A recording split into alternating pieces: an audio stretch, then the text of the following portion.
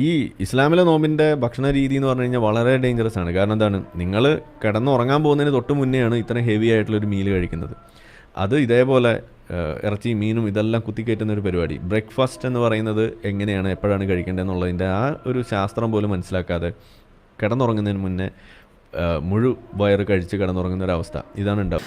ആ നോമ്പെന്ന വാക്കിന് ഭയങ്കര അർത്ഥമുള്ളൊരു വാക്കാണ്. അപ്പോൾ മറ്റു മതങ്ങൾ പറഞ്ഞു ഇറച്ചി തിന്നരുത്, മീൻ തിന്നരുത് എന്നൊക്കെ പറഞ്ഞു. പ്രവാചകൻ പറഞ്ഞു, നിങ്ങൾ തിന്നുന്ന ആഹാരത്തിലല്ല പ്രശ്നം, നിങ്ങൾ 12 മണിക്കൂർ സൂര്യനുദിച്ച് സൂര്യസ്തമിക്കുന്ന കാലം വരെ പട്ടിണി ഇരിക്കണം, ഒന്നും വെള്ളം പോലും അകത്തോട്ട് പോകരുത്, അങ്ങനെ നോമ്പ് അനുഷ്ഠിക്കണം. മറ്റു പല മതക്കാരും മുസ്ലിങ്ങളെ കളിയാക്കാൻ തുടങ്ങി. ഇതെന്തൊരു നോമ്പപ്പ, 12 മണിക്കൂർ പട്ടിണി ഇരിക്കുക, പിന്നെ ബിരിയാണി അടിച്ച് കയറ്റുക, ഇതെന്തൊരു നോമ്പെന്ന്. പക്ഷേ ഇതിൻ്റെ രഹസ്യം എന്താണെന്ന് കണ്ടുപിടിച്ചത് അമേരിക്കയിലെ റോക്കറ്റ് വിക്ഷേപണ കേന്ദ്രത്തിലെ ശാസ്ത്രജ്ഞന്മാരാണ്. ഈ റോക്കറ്റിൽ പോകുന്ന സമയത്ത് വെയ്റ്റ്ലെസ്നെസ്സാണ്, ഗ്രാവിറ്റി ഇല്ലല്ലോ. അതുകൊണ്ട് മനുഷ്യനിങ്ങനെ ഒഴുകി നടക്കും. നമുക്ക് ഇരുന്നൊരു മേശപ്പുറത്ത് നിന്ന് ആഹാരം കഴിക്കാൻ പറ്റില്ല. കാര്യം ആഹാരം ഇങ്ങോട്ട് എടുത്ത ഉടനെ ആഹാരം പറന്നങ്ങ് പോകും.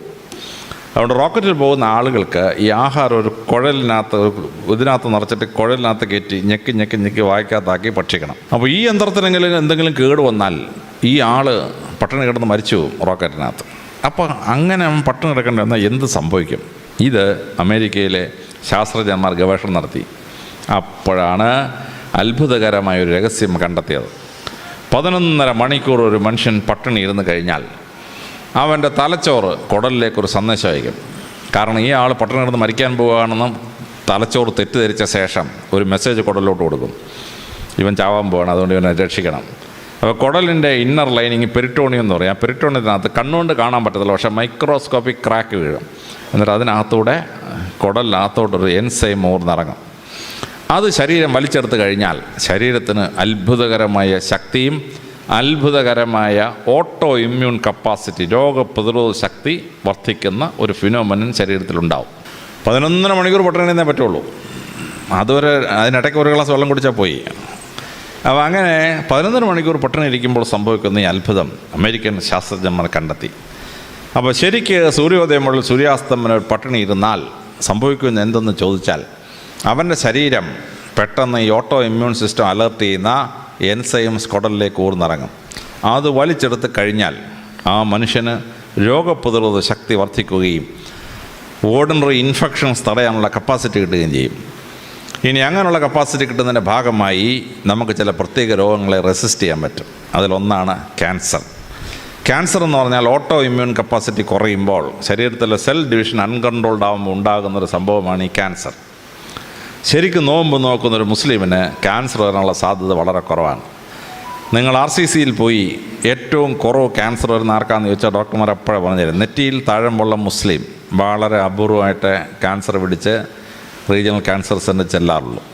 ഹെറിഡിറ്ററി ക്യാൻസർ ഉണ്ട്, തടയാൻ പറ്റത്തില്ല. അപ്പനും വല്യപ്പനും എല്ലാം ഒരേ ക്യാൻസർ വരികയാണെങ്കിൽ, സ്ത്രീകളുടെ പല തലമുറ ബ്രസ്റ്റ് ക്യാൻസർ വന്നുകൊണ്ടിരിക്കുന്ന തലമുറയാണെങ്കിൽ ആ ഹെറിഡിറ്ററി ക്യാൻസർ വരും. അല്ലാതെ ജീവിതചര്യ കൊണ്ടുണ്ടാകുന്ന ക്യാൻസറുകളുണ്ടല്ലോ, ആ ക്യാൻസർ വളരെ അപൂർവമായിട്ട് നെറ്റിയിൽ തഴമ്പുള്ള നോമ്പ് നോക്കുന്ന ഒരു മുസ്ലിമിന് വരികയുള്ളൂ. എയ്ഡ്സ് രോഗം വരാനുള്ള സാധ്യത വളരെ കുറവാണ്. കാരണം അക്വയർഡ് ഇമ്മ്യൂണിറ്റി ഡെഫിഷ്യൻസിയാണ് എയ്ഡ്സ്. ആ ഇമ്മ്യൂണിറ്റി ശക്തിപ്പെടുന്നതുകൊണ്ട്, നോമ്പ് നോക്കുമ്പോൾ ശക്തിപ്പെടുന്നതുകൊണ്ട് സാധാരണ ഒരു എയ്ഡ്സ് പിടിക്കുകയില്ല.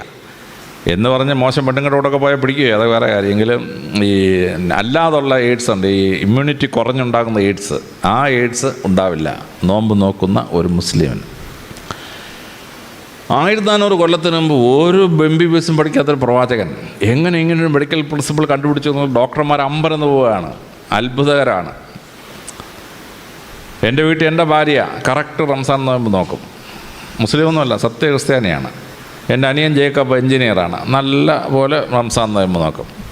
എൻ്റെ അനുജൻ്റെ ഭാര്യ MD ഡോക്ടറാണ്, തിരുവനന്തപുരം സെക്രട്ടറിയിലെ ചീഫ് മെഡിക്കൽ ഡോക്ടറാണ്. പക്ഷേ കറക്റ്റായിട്ട് റംസാൻ നോമ്പ് നോക്കും.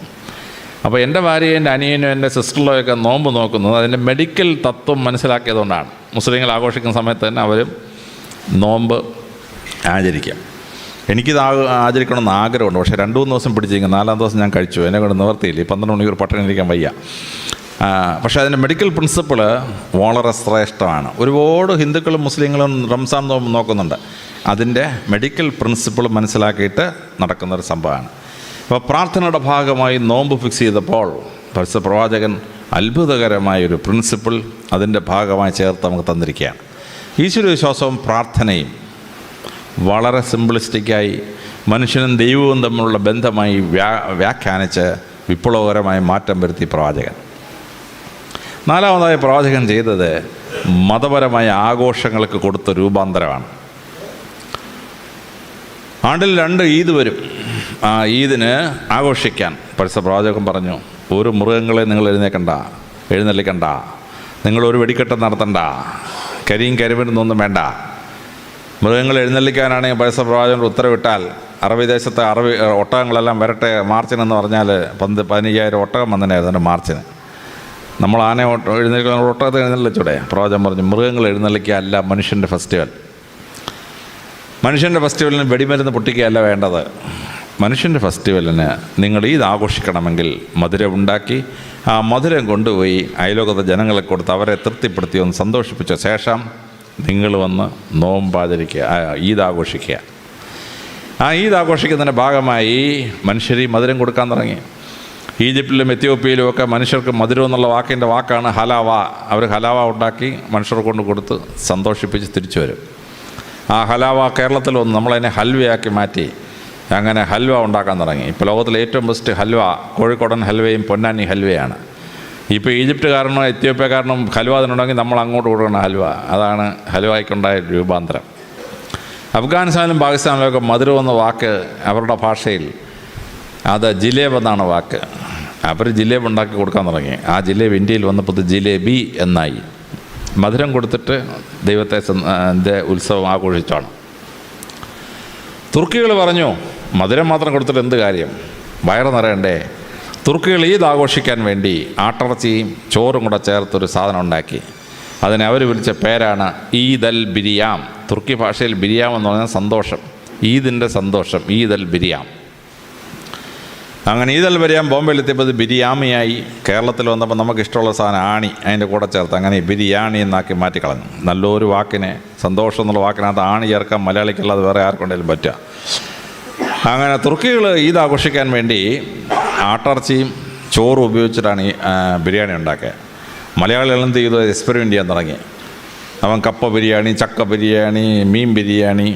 ഇന്നാളെ വടക്കോട്ട് പോയ സമയത്ത് രാത്രി 9 മണി കഴിഞ്ഞ് പോയി. ഹോട്ടൽ അടച്ചു പോലെ എന്ന് വെച്ചൊരു ഹോട്ടലിൽ കയറി. ഞാൻ ഇവിടെ ഉണ്ടെന്നുണ്ടോ എന്ന് ചോദിച്ചാൽ അവൻ പറഞ്ഞു വെണ്ടയ്ക്ക ബിരിയാണി ഉണ്ടെന്ന് പറഞ്ഞു. തുർക്കികൾ പോലും സ്വപ്നം കണ്ടുണ്ടാവില്ല വെണ്ടയ്ക്ക ബിരിയാണി ഉണ്ടാക്കാം. അത് മലയാളികളുടെ പരിപാടിയാണ്. അപ്പോൾ മനുഷ്യന് വയറുന്ന വെച്ച് ആഹാരം കൊടുക്കുക, അവന് മധുരം കൊടുക്കുക. അങ്ങനെ വേണം മതപരമായ ആഘോഷങ്ങൾ നടത്താൻ. അല്ലാതെ ആനയെ കൊണ്ടൊന്ന് ഉത്സവം നടത്തി എൻ്റെ ആന വേണമെങ്കിൽ 4 ചവിട്ടിക്കൊന്ന് വെടിക്കെട്ട് നടത്തി വെടി പൊട്ടി 102 ചാവുക, ഇങ്ങനെയൊക്കെയാണോ ഉത്സവം? പ്രവാചകൻ പറഞ്ഞു പാടില്ല.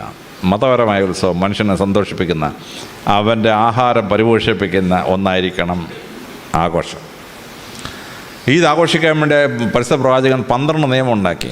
ഓരോ നിയമവും എത്ര ശ്രദ്ധേയമാണെന്ന് നമ്മൾ ആലോചിക്കുമ്പോഴാണ് മനസ്സിലാവുന്നത്. ഈദ് ആഘോഷിക്കാൻ പരിശുദ്ധ പ്രവാചകൻ പറഞ്ഞു, മേൽക്കൂരയുള്ള ഒരു സ്ഥലത്തും ഈദ് ആഘോഷിച്ചേക്കരുത്. ഈദ് ഗാഹിൽ പോയി, ഓപ്പൺ സ്പേസിൽ പോയി ഈദ് ആഘോഷിച്ചോണം. അള്ളാഹുവും മനുഷ്യനും തമ്മിൽ ഒരു ബാരിയറും പാടില്ല, ഒരു തടസ്സവും പാടില്ല. റൂഫുള്ള സ്ഥലത്ത് വെച്ചിട്ട് ഈദ് ആഘോഷിക്കരുത്. മനുഷ്യൻ നേരെ ദൈവത്തോട് പ്രാർത്ഥിക്കണം. No barriers in between. പരിശുദ്ധ പ്രവാചകൻ പറഞ്ഞു, ഈദ് ആഘോഷിക്കണമെങ്കിൽ മണ്ണിൽ ചവിട്ടുന്ന ഈദ് ആഘോഷിക്കണം. ഒരു ചെരുപ്പും കാലിലെങ്ങും പാടില്ല. മനുഷ്യൻ മണ്ണാണ്, അവൻ മണ്ണിലേക്ക് പോകും. ആ മണ്ണിൽ ചവിട്ട് നിന്നിട്ട് ഞാൻ ആരാണെന്ന് മനസ്സിലാക്കിയിട്ട് വേണം അവന് ഈദിന് പ്രാർത്ഥിക്കാൻ. വേറും മണ്ണിൽ ചവിട്ടി വേണം അവൻ പ്രാർത്ഥിക്കാൻ. പരിശുദ്ധ പ്രവാചകൻ പറഞ്ഞു, ഈദ് ആഘോഷിക്കാൻ പോകുമ്പോൾ ആ പോകുന്ന വഴി കൂടെ തിരിച്ചു വരരുത്.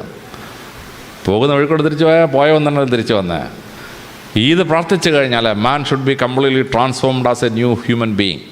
അതുകൊണ്ട് ഒരു വഴി കൂടെ ഈദിന് പോയാൽ വേറൊരു വഴി കൂടെ കറങ്ങിയിട്ടേ വീട്ടിലെത്താവൂ. He shall be completely transformed. Eid ആഘോഷിക്കാൻ പരിശുദ്ധ പ്രവാചകൻ ഉണ്ടാക്കിയ 12 നിയമങ്ങൾ വായിച്ച് ഞാൻ അത്ഭുതപ്പെട്ടു പോയി. എന്തൊരു ശാസ്ത്രീയമായ, എന്തൊരു ഒരു വ്യക്തമായ പ്രിൻസിപ്പിളിലാണ് ഒരു ഈദ് ആഘോഷിക്കാൻ പരിശുദ്ധ പ്രവാചകൻ ലോകത്തെ പഠിപ്പിച്ചത്.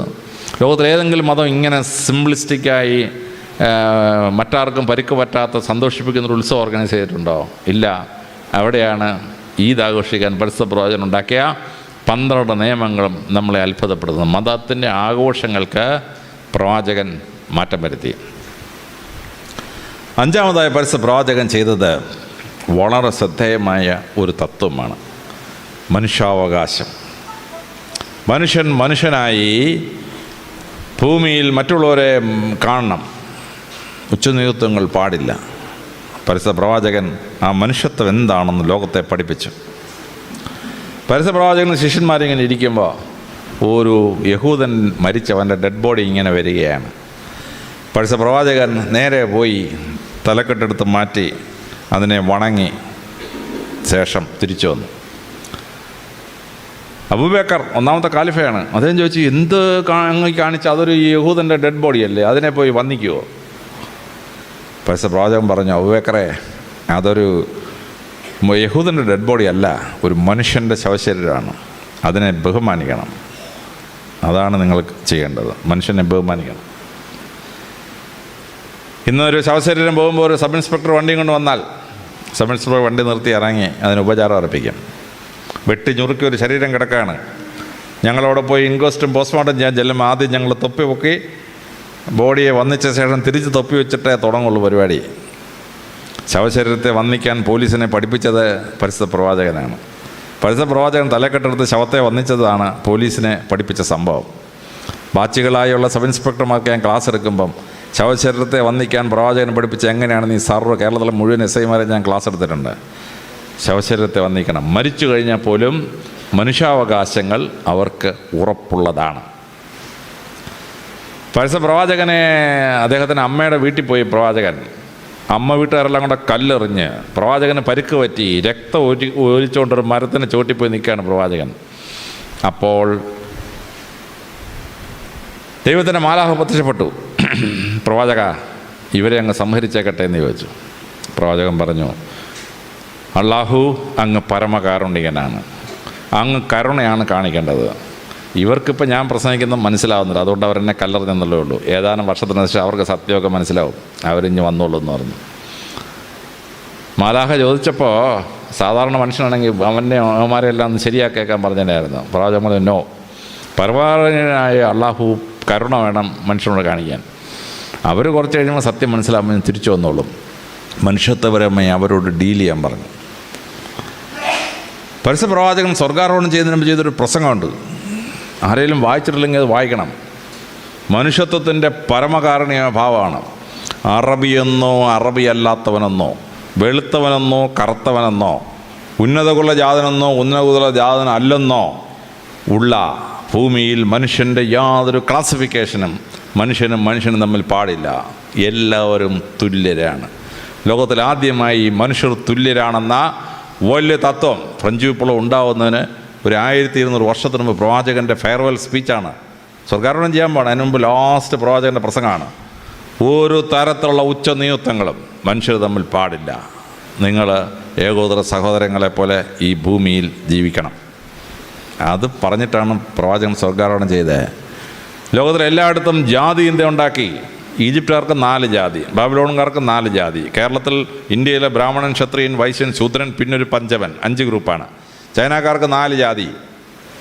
പ്രവാചകൻ പറഞ്ഞു, ജാതി എന്നൊരു സാധനം പാടില്ല. ഇന്നിവിടെ പ്രാർത്ഥനയിൽ പറഞ്ഞ ഭാഗമാണത്.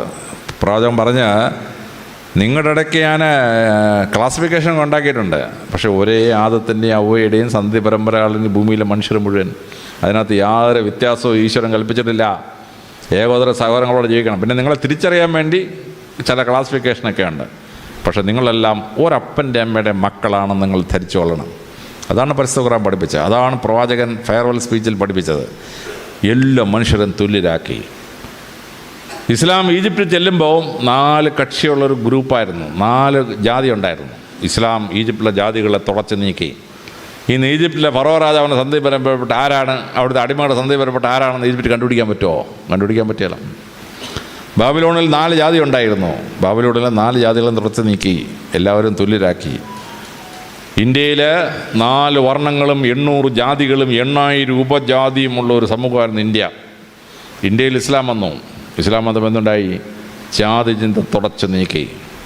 ഇന്ന് ഒരു മുസ്ലിം ബ്രാഹ്മണൻ പണ്ട് വേദം ചേർന്നവനാണോ, ശൂദ്രൻ വേണ്ടത് ചേർന്നവനാണോ, SC വേദം ചേർന്നവൻ കണ്ടുപിടിക്കാൻ പറ്റുമോ? കണ്ടുപിടിക്കാൻ പറ്റില്ല. കാരണം ജാതിയില്ല. ഒരിക്കൽ ഇസ്ലാം മതം സ്വീകരിച്ചു കഴിഞ്ഞാൽ എല്ലാവരും തുല്യരാണ്. മഹാനായ ഹറൂൺ അൽ റഷീദ് ഉമായത് കാലിഫേറ്റിൻ്റെ അബ്ബാസിഡ് കാലിഫേറ്റിൻ്റെ വലിയ റൂളറാണ്. AD 780 മുതൽ 808 വരെ ഭരിച്ചിരുന്ന ആൾ.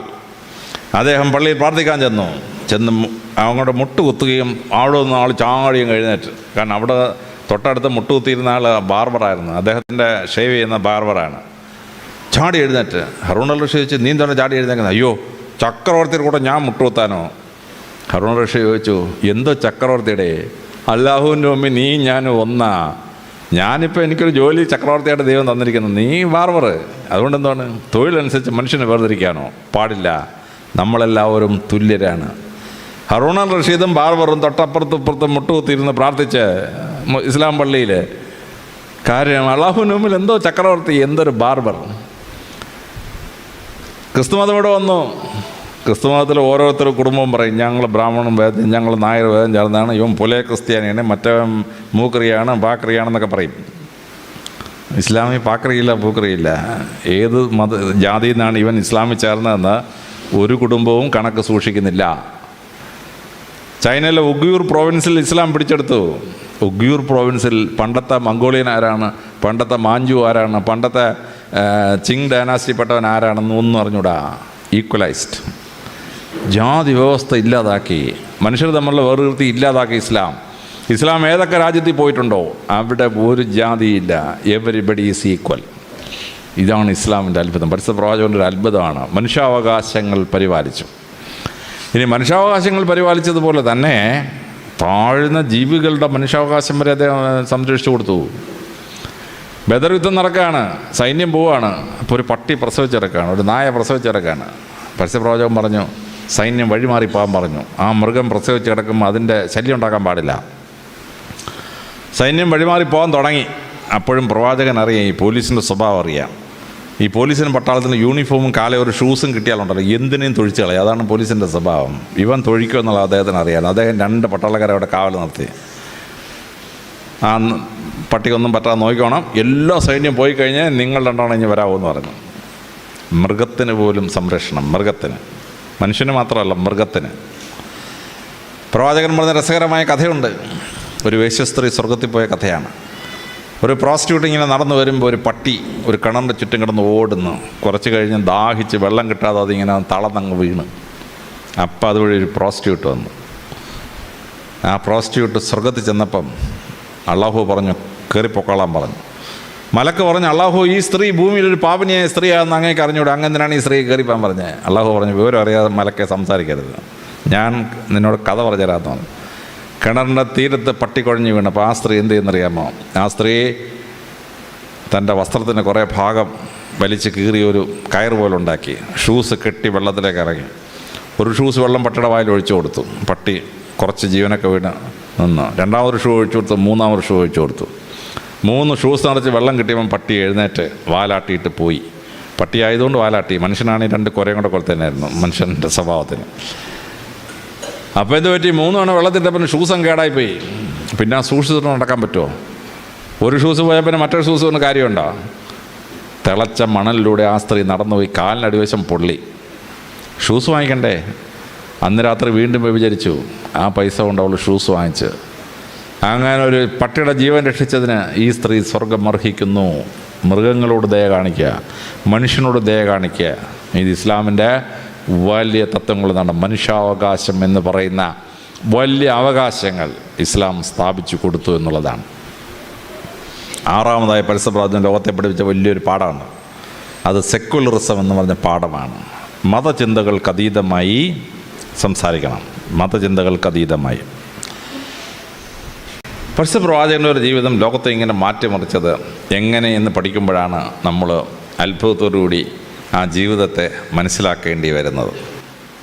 പരിശുദ്ധ പ്രവാചകൻ ലോകത്തെ മാറ്റിമറിച്ചത് ഏറ്റവും ആദ്യത്തേത് ദൈവസങ്കല്പത്തിലുള്ള മാറ്റമായിരുന്നു. ഭൂമിയിൽ ആദ്യമായി മനുഷ്യൻ പ്രകൃതി ശക്തികളെ ആരാധിച്ചിരുന്നു. ഇടിയൊരു ദൈവം, മഴയൊരു ദൈവം, ആകാശം ഒരു ദൈവം, ഇങ്ങനെ പ്രകൃതി ശക്തികളൊക്കെ ദൈവങ്ങളാക്കി മാറിയിരുന്നു. സൂര്യൻ്റെ ദൈവം, ചന്ദ്രൻ്റെ ദൈവം, ഇങ്ങനെയായിരുന്നു. ഇങ്ങനെ വിശ്വസിച്ചിരുന്ന ജനസമൂഹം അതിനുശേഷം സൂമോർഫിക് ഗോഡ്സ് എന്ന് പറയുന്ന മൃഗങ്ങളുടെ ഷേപ്പുള്ള ദൈവസങ്കല്പത്തിലേക്ക് മാറി. കാളയൊരു ദൈവം, പശു ഒരു ദൈവം, കുറുക്കനൊരു ദൈവം, ഇങ്ങനെ ഓരോ സ്ഥലത്ത് ദൈവസങ്കല്പത്തിന് സുമോർഫിക് ഗോഡ്സ് എന്ന് പറയപ്പെടുന്ന ദൈവങ്ങളാണ്. അതിൻ്റെ അടുത്ത ഘട്ടം എത്തിയപ്പോൾ മനുഷ്യനും മൃഗം കൂടെ ചേരുന്ന ഒരു രൂപമായി ദൈവത്തിൻ്റെ ഭാവം. അപ്പോൾ നൂബിസ് എന്നൊരു ദേവനുണ്ട് ഈജിപ്തുകാർക്ക്, പകുതി കുറുക്കൻ പകുതി മനുഷ്യൻ.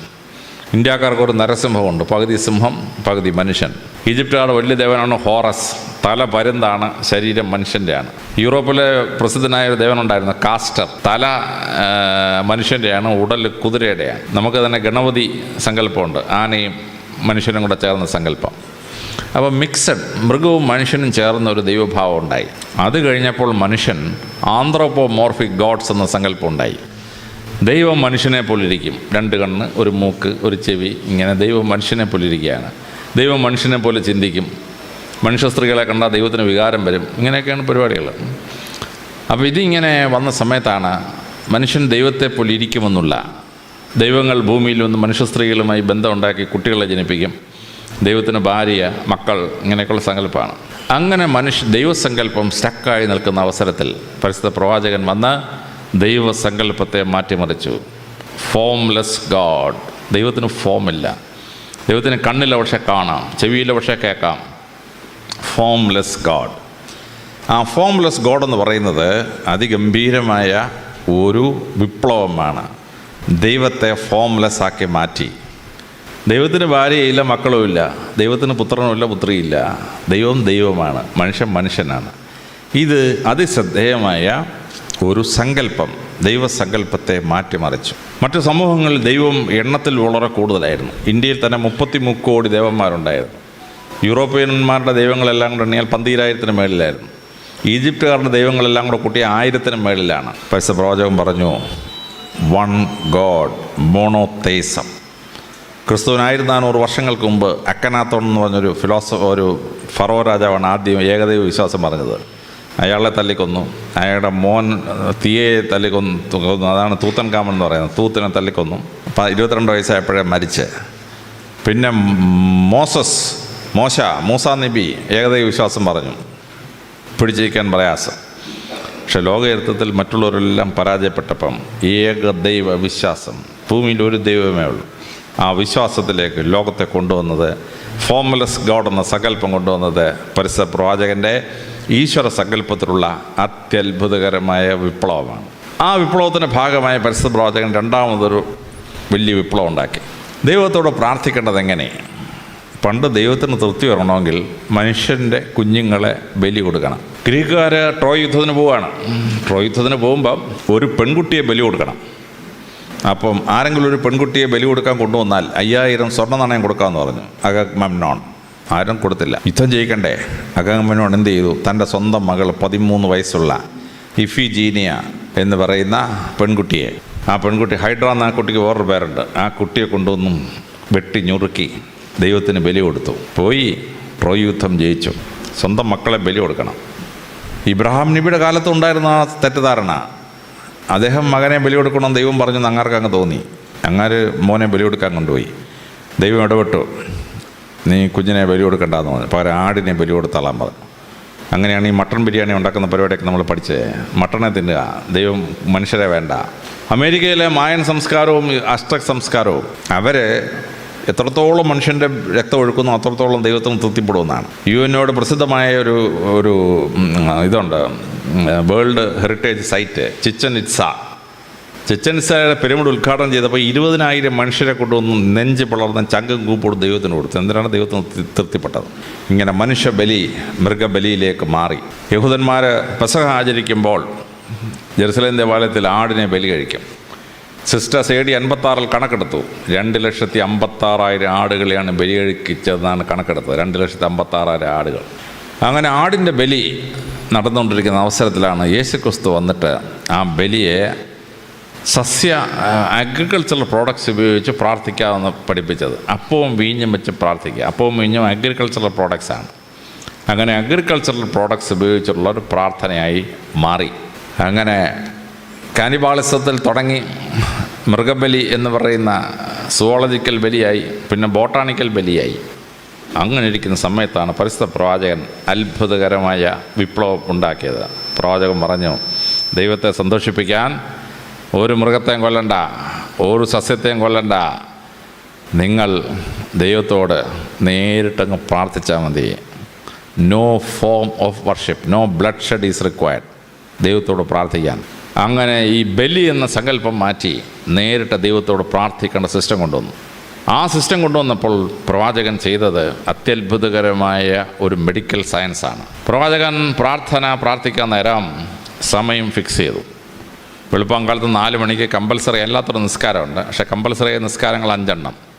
സൂര്യൻ ഉദിക്കുന്നു, സൂര്യനെ കാണാൻ വയ്യ, സൂര്യരശ്മികൾ കാണാം, ഒരു നിസ്കാരം. ഒരു വടി നാട്ടിയാൽ വടിക്ക് നേരില്ലാതാവുന്ന അവസരത്തിൽ മിഡ് ഡേ സൂര്യൻ നേരെ വടിയുടെ മേളിൽ വരുന്ന സമയത്ത് 2ാമത്തെ നിസ്കാരം.